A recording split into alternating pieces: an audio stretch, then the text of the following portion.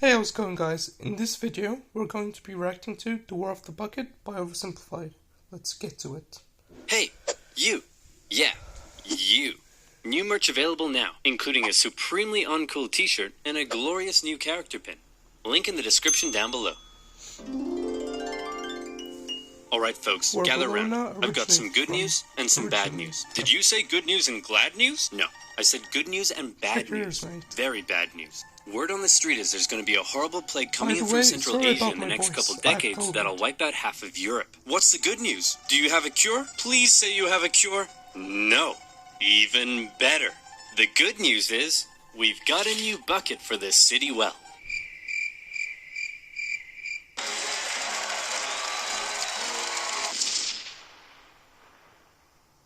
To understand the War of the Bucket, we first need to talk about this guy. He's the man with the plan, the host with the most. He's holy, lowly. He eats ravioli with the white cassock, matching pellegrina, and the most tasteful of fringed fascias. Come on, y'all know who I'm talking about. It's the Pope, the head of the largest religious organization in the world. But what if I told you he wasn't always the big bad boy powerhouse he's often thought as today? That's right. Throughout history, the papacy often found itself forced to wrestle against adversity and opposition to retain its authority. The earliest popes, for example, suffered under the brutal persecution of the Roman Empire, and many ended up martyred, such as Pope Clement I, who was ostensibly thrown into the sea with an anchor around his neck. On the bright side, however, he's now the patron saint of fishermen.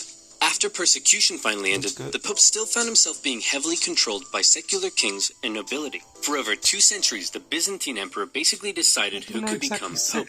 Then came a real low point during what has been called the Dark Age, a period where noblewomen controlled the Pope through, how should I put this, feminine charm. It was around here that one infamous Pope, John XII, took office. This bad boy would hold, how should I put this, naughty no-clothes parties in the Lateran Palace. And apparently, this would even happen. Come on, Zeus. Give me a 6.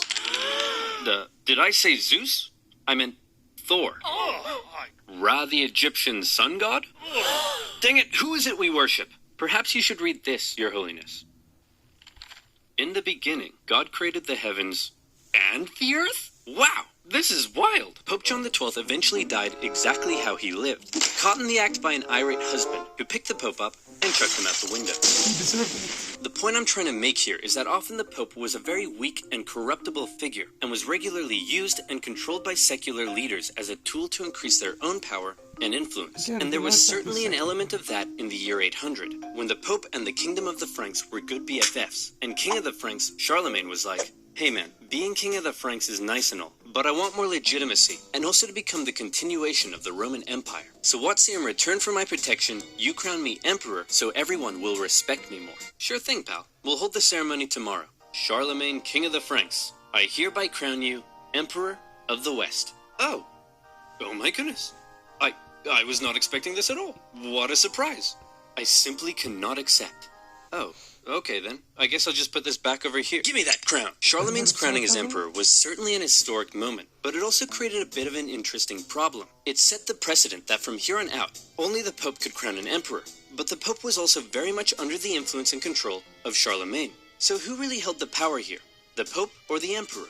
I'm sure that this conflict won't cause anyone to die. Bishop of Freising, we want to thank you once again for visiting our wonderful city. It's been an honor. The pleasure is all mine, and what a wonderful tour it's been. I've seen the city walls, I've seen the towers, nothing could top that. Oh, couldn't it? Because we've saved the best for last. Ta-da! Yes, that's very interesting. Isn't it the greatest thing you've ever seen? Well, I mean, it is just a bucket. Get him out of here!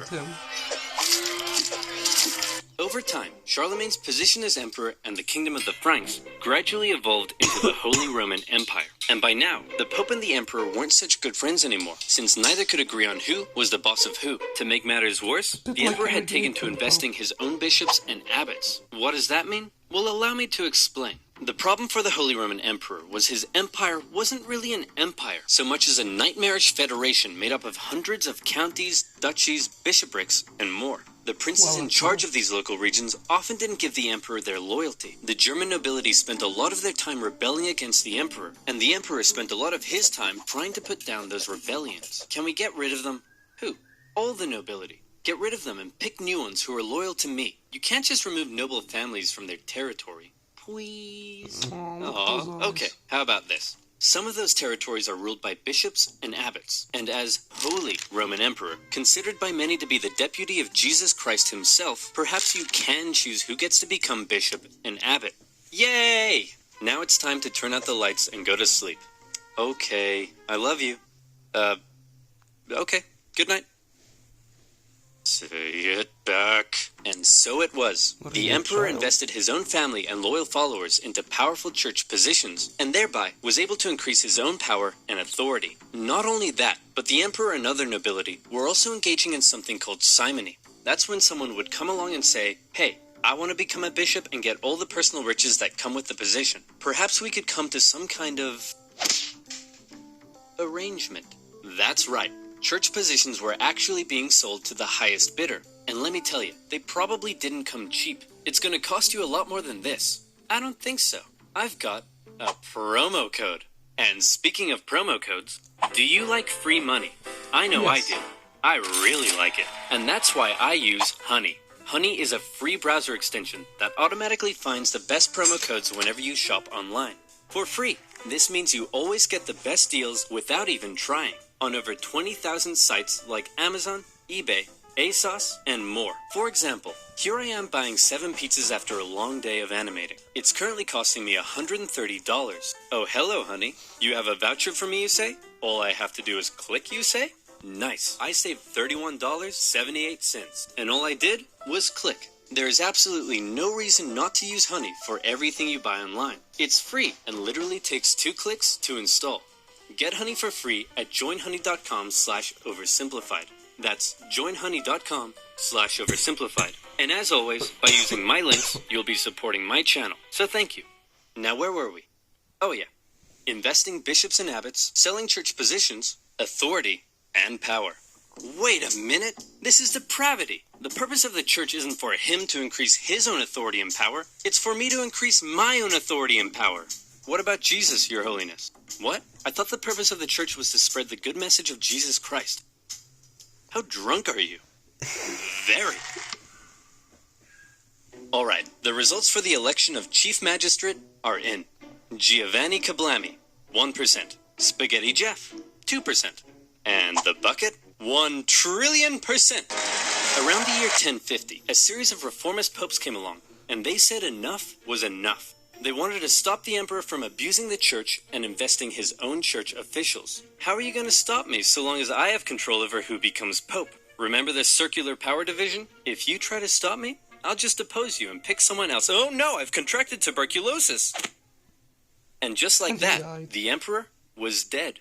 His 6-year-old son, Henry IV, took over. And as we all know, child emperors equal opportunity. The church had an opening to take back control of the papacy. Hey man, I hope you don't mind, but we're changing the rules so that only the church cardinals can elect the pope, and you no longer have any say in the matter. You know, if that's cool with you. I peed my pants. So it is. Okay, great talk. Then, with the position of the pope a little more secure, he held a big meeting where he drew up a big list of all the reforms and new powers he was giving himself. And it included some pretty gnarly stuff. Okay, first, I have the power to depose emperors. Everyone cool with that? Yeah? Let's see. Only I can depose or reinstate bishops. Yeah? Alright. No one can judge me. All princes shall only kiss my feet. Only my name shall be spoken in the churches. My name is the only name in the world. Okay, I think you're done. These were all some pretty radical powers the Pope was giving himself. And with these reforms, the Pope was basically telling the Emperor, you no longer have the right to choose your own bishops and abbots. Only I can do that. When the Emperor, now a full-grown man, heard the news, he was furious. What? This is madness! Who does this guy think he is? I'm the Emperor, for goodness sake! He can't tell me what to do! I'll invest my own bishops and abbots if I want to, and this rapscallion can go right to heck! I peed my pants again! The whole conflict escalated when Henry IV went to the Pope and said, hey, guess what, sucker? You're deposed. Oh? Wait a minute! I'm the Pope! You can't depose me! You're deposed. Oh. Wait a minute. So I'm the goes on. emperor. You can't depose me. You're deposed. Oh. Wait a minute. Eventually, the German princes took advantage of the situation, and they all turned against Henry. Henry was forced to apologize to the Pope, and the whole thing ended there. Except it didn't. The whole conflict, known today as the No. investiture controversy, would continue No one on for wants to do centuries that. as popes and emperors engaged in a power struggle over the emperor choosing his own church officials. The overall result of this conflict is very intricate and full of complexities, but in general, the Pope was able to increase his authority. Great news, Your Holiness. Your influence is on the rise throughout civilized Europe, except for this one city in northern Italy. Really? What's going on there? As for the emperor, he found his realm thrown into further chaos and civil war, as the local princes continued to increase their own power and independence. This was most notably the case in northern Italy. Separated from the rest of the Holy Roman Empire by the Alps, the emperor's influence and control over Italy had often been questionable. In the current chaos, these Italian city-states began operating almost entirely independently. Their practical independence was further solidified when Emperor Frederick Barbarossa came down in 1176 to try to reassert his control. The cities formed an alliance, and with the Pope's support, they kicked the emperor right back to Germany. Hooray, said the Italian city-states. We did it! We're the best of friends. And then they immediately began attacking each other. Why? happened to the best Well, friend? this whole Pope versus Emperor thing, in Italy at least, had infiltrated society to its very core. Across Italy, families and cities were torn between two opposing sides. On one side, the Guelphs, who supported the Pope's cause. On the other, the Ghibellines, who supported the emperor. These two sides struggled for control as Guelph cities battled against Ghibelline ones. As usual, personal interest played a pretty big role, as pro-Pope Guelph cities tended to be rich mercantile ones who didn't like the emperor's taxes. Emperors supporting Ghibellines, on the other hand, were often agricultural, where the expanding papal estates were a larger threat. These cities would sometimes even switch sides depending who was in charge and their ever-changing personal interests. In some cities, brutal fighting broke out in the streets as opposing families fought for control. At times, the conflict became so tribal that the differences between the two sides were just downright silly. My love, I can't bear it. We must be together. But how can we? My Ghibelline family wears feathers on the left side of their caps, and your Guelph family wears them on the right. My Ghibelline family cuts fruit straight down, and your Guelph family cuts fruit crosswise. These are arbitrary differences. We shouldn't let them tear us apart. We can be together no matter what our families think. Wonderful news. Let's make a toast to our love. I'll drink from my Ghibelline smooth goblet, and I shall drink from my Guelph chaste goblet. Get out of my sight, you dirty Pope-loving wench. Two city-states in particular that got caught in a long-standing rivalry was the Emperor supporting Modena and the Pope supporting bucket-loving Bologna. These two cities had bad blood between them, as they had already fought against each other on a number of occasions. In 1249, the two sides took part in the Battle of Fasolta, after which the victorious Bolognese launched a live donkey into Modena to humiliate them. For decades after that, the two sides would occasionally take little day trips into each other's territory and mess things about a bit. In the fateful year of 1325, the Bolognese went on one such trip and laid waste to some farmlands. The ruler of Modena, Passerino de Bonacolsi, was having none of it. The Bolognese had two major forts protecting their city in the southwest, so Passerino, in retaliation, decided to take an army down and lay siege to one of them. Hey, you dirty Bolognese jerks! You think you can raid our farmlands? Come out here and face me like a man. Hey man, what's up? I've just come out to let you know that there's no need to siege us because... Whoa, hey man, chill out. I'm trying to tell you... Whoa, stop doing that. I'm trying to tell you I'm actually secretly sympathetic to the imperial cause and I want to willingly hand the fort over to you. Oh, cool. Okay. Dude, what was that for? For betraying your people. And this is for joining mine. Mwah. The Bolognese were pretty unhappy to lose one of their main defensive forts, but to make matters worse, then this happened. Hey, wait a minute. Where's the bucket? Oh no, it's gone. Those Modenese must have taken it. We'll make them pay. This is unacceptable. They may take our lives. They may take our fort, but they will never take our bucket. Oh wait, here it is. I found it, guys. It's right here. Phew. Could you imagine if we started a war over that? That would have been really stupid, and there'd probably be a billion videos about it on YouTube one day. Thank goodness it never actually happened. That's what? right. The famous story you may know about the War of the Bucket, that the war started because Modena stole Bologna's bucket, doesn't actually seem to be quite right. I was surprised to find that the bucket was likely not actually stolen at the start of the war. And at this point, I want to thank and give a big shout out to fellow history YouTuber M. Laser. He's the one guy I found who actually translated a fantastic original Italian source, and then kindly allowed me to use his work in my own research. He does really well researched and in-depth videos, and definitely deserves way more subscribers, so please head on over and check him out. The real reason Bologna seems to have declared war on Modena is simply that they both hated each other, supported opposing factions, the Pope had called on Guelph cities to attack Passerino, and Bologna wanted its fort back. And they were gonna get it back. Bologna had a large force, much larger than what Modena could muster up, so they felt pretty confident. They sent half their force to lay siege and take back the fort, and the other half took defensive positions to prevent the Modenese from crossing the river. The smaller Modenese force were struggling to find a place to cross, so one night they were like, "Hey guys, look out, we're attacking way up here in the north, better move your troops." Oh, would you look at that? That was easy. And just like that, the Modenese were across the river. The Bolognese were probably expecting the Modenese to come and break their siege, but instead, the Modenese went for the second fort at Zappolino. Bologna couldn't afford to lose both of its defensive forts, so the entire Bolognese force moved to take defensive positions at Zappolino. When the Modenese arrived, it was already late in the day, and there were about 2 hours of sunlight left. In most medieval battles, at this point, both sides would set up a camp, rest for the night, and prepare for battle the next day. But the outnumbered Modenese decided the only way to win was to deal a quick, decisive blow while the Bolognese were still unorganized and unprepared. And that's exactly what they did. They charged at the Bolognese line, and the two sides engaged in fierce combat.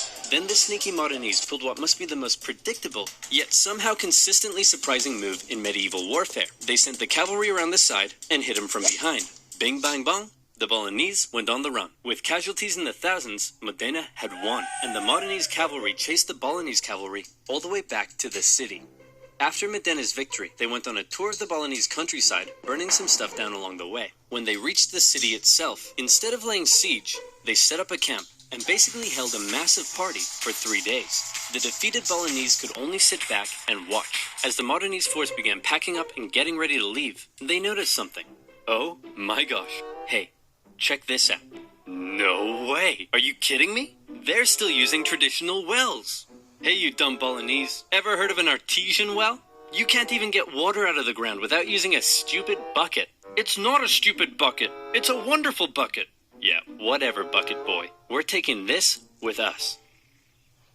How are they gonna get water now? So Modena stole Bologna's bucket and put it up on display in their cathedral, eventually moving it to the city hall, where it remains on display to this day. The two cities came to a peace settlement a few months later. Bologna would have to pay heavy war reparations, and in exchange, Modena would return all conquered territories. Modena kept the bucket. Despite being one of the bloodiest battles in medieval Italian history, it didn't really change anything, except now Modena had Bologna's bucket. As for the larger power struggle between the Pope and the Holy Roman Emperor, that would continue on for some time and played a part in many major events of medieval history, such as the Crusades, the Protestant Reformation, eventually leading to the general separation of church and state we see in Europe today. So there you have it. We learnt about the Pope and the Holy Roman Emperor, the investiture controversy, and finally, the War of the Bucket. It's been a long day, and it's time to turn out the lights and go to sleep. Okay, I love you. Okay, good night. Say it back! Really? A bucket? Alright guys, that is for this video. Again, I apologize about my voice, I've told it, and so it's a little different than usually. And if you like this video, then like, comment, and subscribe. Bye guys.